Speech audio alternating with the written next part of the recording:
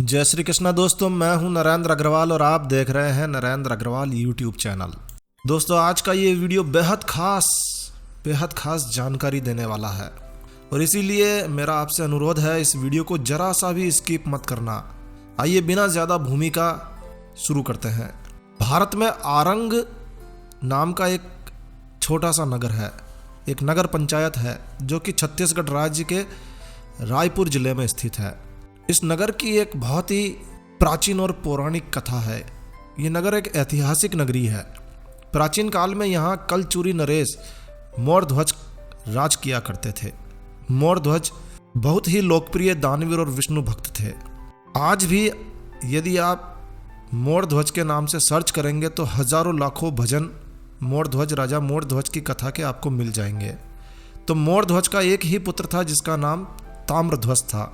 एक समय ऐसा आया कि मोरध्वज को स्वयं अपने ही हाथों से अपने पुत्र को आरा से चीरना पड़ा और शेर को खिलाना पड़ा। राजा मोरध्वज ने अपने ही हाथों से अपने पुत्र को आरा से चीरना पड़ा और इसीलिए इस प्राचीन नगरी का नाम आरंग पड़ा। रायपुर जिले में सिरपुर तथा राजिम के बीच महानदी के किनारे बसे इस छोटे से नगर को मंदिरों की नगरी भी कहा जाता है, क्योंकि यहाँ के प्रमुख मंदिरों में 11वीं और 12वीं सदी में बने भांड देवल मंदिर है। वैसे यह जैन मंदिर है। इसके गर्भगृह में 3 तीर्थंकरों की काले ग्रेनाइट की प्रतिमाएं स्थित है। महामाया मंदिर में 24 तीर्थंकरों की दर्शनीय प्रतिमाएं स्थित है और भांड देवल, पंचमुखी महादेव, पंचमुखी हनुमान जी तथा दंतेश्वरी देवी मंदिर यहाँ पर स्थित है और भी कई दर्शनीय मंदिर यहाँ पर स्थित है और इसीलिए इसे मंदिरों की नगरी कहा जाता है। इस नगर का नाम आरंग कैसे पड़ा, इसके पीछे महाभारत कालीन एक कथा है। तो इस मंदिरों के पीछे की कहानी को जानने के लिए हम राजा मोरध्वज की कहानी को हमें जानना पड़ेगा। तो आइए राजा मोरध्वज की कहानी हम आपको बताते हैं। तो ये कहानी महाभारत काल की है। महाभारत काल में ये कहानी शुरू होती है। पांडवों के द्वारा श्री कृष्ण की सहायता से महाभारत का युद्ध जीत लिया गया और युद्ध में विजयी होने के बाद श्री कृष्ण के कहने पर पांडवों ने अश्वमेध यज्ञ का आयोजन किया। श्री कृष्ण की आज्ञा के अनुसार अश्वमेध यज्ञ कर लिया गया और यज्ञ के बाद घोड़ा छोड़ा गया।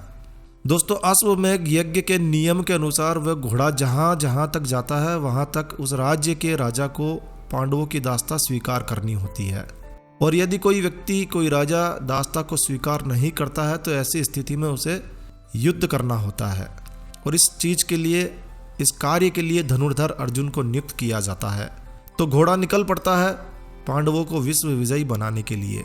अब कोई भी राज्य का राजा उस अश्व को, उस घोड़े को रोकने की कोशिश नहीं करता, क्योंकि धनुर्धर अर्जुन, सभी जानते हैं कि धनुर्धर अर्जुन ने पितामह भीष्म और महाबली कर्ण जैसे योद्धाओं को भी परास्त कर दिया था, जो किसी के लिए संभव नहीं था। तो घोड़ा अपनी गति से निरंतर आगे बढ़ता जा रहा था। लोग दास्ता स्वीकार करते जा रहे थे, घोड़ा आगे बढ़ता जा रहा था। कई राज्यों को पार करने के बाद घोड़ा रतनपुर राज्य की सीमा में जा पहुंचा। उस समय रतनपुर राज्य के राजा मोरध्वज हुआ करते थे। राजा मोरध्वज बड़े ही धर्मात्मा, दानवीर और प्रजापालक राजा थे। वो श्री हरि विष्णु के परम भक्त थे, यानी कि श्री कृष्ण के परम भक्त थे। राजा मोरध्वज के एक ही पुत्र था जिसका नाम था ताम्रध्वज। ताम्रध्वज बचपन से ही बड़ा ही विलक्षण बालक था। अपनी अल्प आयु में ही वो युद्ध कला में बेहद निपुण हो चुका था। तो जैसे ही यज्ञ का घोड़ा रतनपुर में आया, राजकुमार ताम्रध्वज ने अश्वमेध के उस घोड़े को रोक लिया। जब अर्जुन को पता चला कि उसके घोड़े को एक बालक ने रोक लिया है, तो अर्जुन सेना के साथ वहां पहुंचे और उस वीर बालक से कहा, हे बालक, तुमने जिस घोड़े को रोका है वो घोड़ा चक्रवर्ती सम्राट युधिष्ठिर के अश्वमेध यज्ञ का घोड़ा है और इसकी सुरक्षा का जिम्मा स्वयं मुझ पर, यानी कि अर्जुन पर है। और सुनो, मैं स्वयं यहाँ खड़ा हूं और इस घोड़े को पकड़ने का साहस आज तक, अभी तक किसी भी राज्य के राजा ने नहीं किया। जिस भी राज्य में इस घोड़े ने अपना पैर रखा, उस राज्य के राजा ने युधिष्ठिर की दास्ता को स्वीकार किया है। मगर मैं तुम्हें बच्चा समझकर और बचपने में की गई तुम्हारी भूल को माफ करता हूँ, क्षमा करता हूँ, इसलिए तुम तुरंत ही ये घोड़ा छोड़ दो। अर्जुन की बात सुनकर ताम्रध्वज बोला, हे अर्जुन, आप सिर्फ अपनी ही डिंगे मारते रहेंगे या मुझे भी कुछ कहने देंगे? अर्जुन ने कहा, अच्छा कहो, तुम क्या कहना चाहते हो? तब ताम्रध्वज बोला, मैं रतनपुर का भावी सम्राट ताम्रध्वज हूँ। मेरे पिता मयूरध्वज और माता विद्याधरणी है, और तुम्हारी ही तरह मैं भी एक क्षत्रिय पुत्र हूँ। और सुनो अर्जुन, क्षत्रिय कभी किसी का दास नहीं होता है, और इसीलिए मैं इस घोड़े को नहीं छोड़ने वाला। इस पर अर्जुन ने कहा कि हे नादान बालक, तुम जानते नहीं हो कि तुम क्या कर रहे हो। तुम्हारा ये बाल हट युद्ध करवा सकता है, और युद्ध में हजारों लाखों की जान ले सकता है, और इसीलिए अच्छा होगा कि तुम ये घोड़ा छोड़ दो और अपने पिता को सूचित करो, ताकि वो तुम्हें समझा सके। मगर ताम्रध्वज माना नहीं, बल्कि अर्जुन पर पलटवार करते हुए बोला, हे कुंती नंदन अर्जुन, तुम मुझे छोटा समझने की भूल ना करो। यदि तुम्हें घोड़ा चाहिए तो तुम्हें मुझसे अपने बाहुबल से ही इसे प्राप्त करना होगा, और इसीलिए व्यर्थ की बातों में समय नष्ट ना करो। ताम्रध्वज की बात सुनकर अर्जुन को थोड़ा क्रोध आया। उसने क्रोधित होकर ताम्रध्वज से कहा, हे मूर्ख ताम्रध्वज, तू जानता नहीं कि मैं कौन हूँ। तुम किसके सामने खड़े हो? एक मच्छर से युद्ध करके मैं दुनिया में अपयश का भागी नहीं बनना चाहता हूँ, और इसीलिए यदि तुम्हारी इच्छा यही है कि मैं तुमसे युद्ध करूं, तो मैं तुमसे युद्ध नहीं कर सकता। तो मैं अपने बाण से तुम्हें अपनी माता की गोद में सकुशल पहुंचा देता हूं। और ऐसा कहकर अर्जुन ने अपने तरकस से एक बाण निकाला और ताम्रध्वज की ओर चला दिया। लेकिन ताम्रध्वज कोई साधारण बालक नहीं था, उसने भी अपने धनुष से एक तीर जवाब में चला दिया। ताम्रध्वज के तीर ने न सिर्फ अर्जुन के द्वारा चलाए गए बाण को रोक दिया, बल्कि ताम्रध्वज के तीर ने अर्जुन के सारथी को भी गिरा दिया। अब अर्जुन के रथ के घोड़े विचलित हो उठे। अर्जुन को इस बात की जरा भी अपेक्षा नहीं थी, जरा भी उम्मीद नहीं थी। ताम्रध्वज की वीरता को देखकर अर्जुन चकित रह गए। अभी तक जिसे वो एक साधारण बालक समझ रहे थे, वो तो एक श्रेष्ठ धनुर्धर निकला। अब अर्जुन ने ताम्रध्वज को गंभीरता से लेना शुरू किया और युद्ध शुरू हो गया। दोनों के बीच भयंकर युद्ध होने लगा, और अंत में ताम्रध्वज ने एक तीर से महाबली अर्जुन को मूर्छित कर दिया। अर्जुन को छोड़कर ताम्रध्वज यज्ञ का घोड़ा लेकर अपने नगर आ गए। वहां उनका भव्य स्वागत किया गया, और जब अर्जुन मूर्छित अवस्था से बाहर आए तो उनके सामने भगवान श्री कृष्ण बैठे हुए थे। अर्जुन ने श्री कृष्ण से कहा, हे भगवान, हे माधव, ये सब कैसे हुआ? लगता है ये सब आपकी माया का ही चमत्कार है, अन्यथा एक बालक युद्ध में अर्जुन से नहीं जीत सकता था। इस पर श्री कृष्ण ने मुस्कुराते हुए अर्जुन से कहा, अर्जुन, तुम अभी भी इस भ्रम में हो। तुम सोचते हो कि संसार में तुमसे बड़ा योद्धा कोई नहीं है, और तुमसे बड़ा मेरा भक्त भी कोई नहीं है। अर्जुन ने कहा, हाँ, वास्तव में मुझसे बड़ा योद्धा और मुझसे बड़ा भक्त कोई नहीं है। क्या वास्तव में मुझसे बड़ा योद्धा और भक्त मौजूद है माधव? तब श्री कृष्ण ने मुस्कुराते हुए अर्जुन से कहा, अर्जुन, तुमने अपने से बड़ा योद्धा तो देख ही लिया, जिसने क्षण भर में ही तुम्हें मूर्छित कर दिया। वो तो अच्छा समझो कि उसने तुम्हारे प्राण हरण नहीं किए। अर्जुन को अपने प्रश्न का उत्तर मिल चुका था। श्री कृष्ण बोले, हे अर्जुन, अब यदि तुम्हें अपने से बड़ा दानी और अपने से बड़ा भक्त भी देखने की इच्छा हो तो बताओ। अर्जुन ने श्री कृष्ण से कहा, मैं अवश्य ही उस भक्त के दर्शन करना चाहूँगा जो मुझसे भी बड़ा आपका भक्त है। तब भगवान श्री कृष्ण ने कहा, चलो ठीक है। और फिर भगवान श्री कृष्ण ने ब्राह्मण का वेश धारण कर लिया। अर्जुन को भी ब्राह्मण का वेश धारण कराया, और फिर श्री कृष्ण ने यमराज का आह्वान किया। यमराज प्रकट हुए। भगवान श्री कृष्ण ने उन्हें एक शेर के रूप में अपने साथ चलने के लिए कहा। तब यमराज एक सिंह के भेष में उन दोनों के साथ चल पड़े। श्री कृष्ण उन दोनों को लेकर वहीं रतनपुर राज्य की ओर चल पड़े। रतनपुर में राजा मयूरध्वज का दरबार लगा हुआ था। श्री कृष्ण और अर्जुन साधु के रूप में, ब्राह्मण के रूप में राजा मयूरध्वज के महल के बाहर खड़े हो गए। तब राजा मयूरध्वज को इस बात की खबर लगी कि दो साधु उनके राज दरबार में आए हैं। उन्होंने तुरंत अपना सिंहासन छोड़ा और उनके पास पहुंचे। उन्होंने साधुओं को प्रणाम किया और उनके आने का प्रयोजन पूछा। ब्राह्मण रूप में श्री कृष्ण ने राजा मयूरध्वज से कहा, हे राजन, हमने तुम्हारे दान की बहुत प्रशंसा सुनी है। सुना है कि आज तक कोई भी याचक तुम्हारे दरबार से खाली हाथ नहीं गया है। राजा मयूरध्वज ने ब्राह्मण रूपी श्री कृष्ण से कहा, हे संत शिरोमणि, इसमें मेरा कोई हाथ नहीं है। ये सब भगवान नारायण की ही कृपा मुझ पर है कि आज तक मेरे दरबार से कोई खाली हाथ नहीं लौटा है।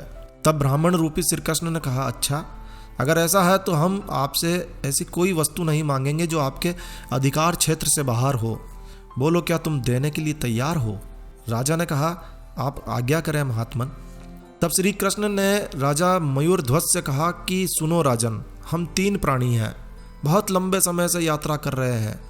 हम दोनों तो कंद मूल खाकर अपनी भूख शांत कर लेते हैं, लेकिन हमारे साथ ये सिंहराज भी है जो सिर्फ मांसाहार करते हैं, और वो भी सिर्फ मनुष्य का मांस ही भक्षण करते हैं। तब राजा मयूरध्वज ने श्री कृष्ण से कहा कि यदि ऐसा है तो मैं स्वयं को सिंहराज के समक्ष प्रस्तुत करता हूँ। यदि वो मेरा भक्षण करेंगे तो मैं खुद को धन्य समझूंगा। तब श्री कृष्ण ने कहा कि पृथ्वी पर स्वयं को दान करने वालों की कमी नहीं है राजन। यदि ऐसा होता तो हम तुम्हारे पास क्यों आते? तब राजा मयूरध्वज ने भगवान श्री कृष्ण से कहा कि अब आप ही बताएं महाराज कि मैं कैसे आपके सिंहराज के भोजन की व्यवस्था कर सकता हूँ।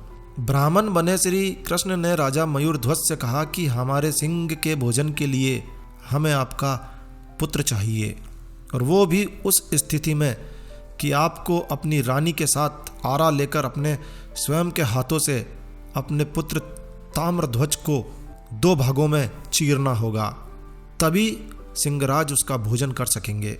साधु बने श्री कृष्ण की बात सुनकर सारा दरबार आश्चर्यचकित हो गया। क्षण भर के लिए सन्नाटा छा गया। श्री कृष्ण के साथ ब्राह्मण के रूप में खड़े स्वयं अर्जुन इस तरह की बात से बुरी तरह से डर गए कि भगवान ये कैसी परीक्षा ले रहे हैं। श्री कृष्ण की बात सुनकर राजा मयूरध्वज ने कहा, हे महात्मा, धन्य है मेरा पुत्र ताम्रध्वज, जिसे आपने अपने सिंहराज के आहार के लिए चुना है। तब श्री कृष्ण ने राजा मयूरध्वज से कहा, सुनो राजन, पुत्र को काटते समय यदि माता पिता में से किसी की आंखों से आंसू आ गए तो सिंहराज भोजन स्वीकार नहीं करेंगे। राजा मयूरध्वज ने अपने पुत्र और पत्नी को समझाया और उनसे भी वचन ले लिया। अब अर्जुन राजा के इस प्रकार समर्पण और वचनबद्ध बातों को देखकर आश्चर्यचकित रह गया। और फिर राजा ने आरा उठाया और आरा अपने इकलौते पुत्र ताम्रध्वज के सिर पर रखकर परमपिता परमात्मा का स्मरण करते हुए एक ही झटके में अपने पुत्र को चीरकर 2 टुकड़ों में बांट दिया। ऐसा दृश्य देखकर अर्जुन वहीं मूर्छित हो गए। इस तरह ताम्रध्वज का शरीर 2 भागों में बट गया। तब राजा मयूरध्वज ने ब्राह्मण से कहा, है महात्मा, अपने सिंह को भोजन करवाइए। श्री कृष्ण के इशारा करने पर सिंहराज आगे बढ़े और ताम्रध्वज का दाया भाग खा लिया, मगर बाया भाग छोड़ दिया। तभी ताम्रध्वज की माता की बाईं आंख से एक आंसू टपक पड़ा।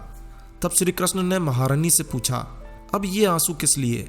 तब रानी ने कहा, है महात्मन, महान पितृभक्त ताम्रध्वज के दाहिने अंग को तो आपने स्वीकार कर लिया, परंतु वाम अंग को छोड़ दिया, और इसी कारण मेरी बाईं आंख से आंसू निकल पड़ा। रानी की इस बात को और इस भयंकर दृश्य को देखकर अर्जुन का सारा घमंड चूर चूर हो गया। ऐसी भक्ति की तो उसने कभी कल्पना भी नहीं की थी। इसके बाद ब्राह्मणों के लिए सात्विक भोजन की व्यवस्था की गई। भोजन करने के बाद श्री कृष्ण ने राजा मयूरध्वज से कहा कि तुम्हारे पुत्र को बैकुंठ में स्थान मिलेगा। ईश्वर तुम्हारे दान और भक्ति से अति प्रसन्न रहता है और वो कभी अपने भक्तों का अहित नहीं करेगा। और फिर श्री कृष्ण ने रानी से अपने पुत्र को आवाज लगाने के लिए कहा। रानी समझ नहीं पा रही थी कि अब वो किसे आवाज लगाए और कैसे आवाज लगाए। उसकी आंखों के सामने उसके पुत्र को 2 भागों में बांट दिया गया और सिंहराज के हवाले कर दिया गया। अब वो किसे आवाज लगाए? मगर ब्राह्मण रूपी कृष्ण के कहने पर उसने ताम्रध्वज को आवाज लगाई तो उसके दाहिनी ओर से ताम्रध्वज जीवित अवस्था में खड़ा मिला। अपने पुत्र को देखकर रानी ने उसे गले लगा लिया। तब राजा मयूरध्वज ने ब्राह्मण से कहा, हे महात्मन, आप कौन हैं और किस कारण आपने मेरी इतनी कठिन परीक्षा ली है? तब भगवान श्री कृष्ण ने अपने विराट रूप के दर्शन राजा मयूरध्वज को दिए और मयूरध्वज श्री कृष्ण के चरणों में गिर गए। ये दृश्य देखकर अर्जुन उस महादानी राजा मयूरध्वज के पैरों में गिर गए और इस तरह अर्जुन का अहंकार नष्ट हो गया। दोस्तों, राजा मयूरध्वज की वही नगरी रतनपुर बाद में आरंग नाम से प्रसिद्ध हुई। कहते हैं कि उस घटना के बाद आज भी यहाँ आरा उपयोग में नहीं लिया जाता है और लोग आज भी इस घटना को याद करते हुए अपने बच्चों को शेर की प्रतिमा के आगे रखते हैं। तो दोस्तों, ये थी राजा मयूरध्वज की सच्ची कहानी। आशा है आपको यह वीडियो, ये कहानी आपको अच्छी लगी होगी। तो बस इस वीडियो को यहीं विराम देते हैं दोस्तों। यह वीडियो, यह जानकारी, ये कहानी आपको अच्छी लगी हो, यूज़फुल लगी हो तो कृपया लाइक के बटन पर जरूर क्लिक कीजिए। और यदि आपने हमारा ये चैनल सब्सक्राइब नहीं किया हुआ है तो कृपया चैनल सब्सक्राइब कर लीजिए, क्योंकि इस चैनल पर हम लेकर आते हैं आपके लिए तरह तरह की धार्मिक जानकारियाँ, होम रेमेडीज, होम टिप्स और टेक्निकल नॉलेज। तो सब्सक्राइब करने पर आपको हमारे नए वीडियोस की अपलोड्स लगातार निरंतर मिलती रहेगी। तो अभी सब्सक्राइब के लाल बटन पर क्लिक करके चैनल सब्सक्राइब कर लीजिए। तो एक नया वीडियो, एक नई जानकारी लेकर मैं आपका दोस्त नरेंद्र अग्रवाल फिर मिलूंगा। तब तक के लिए stay healthy, stay happy. Thank you for watching my video. Thanks. जय श्री राम, जय हनुमान।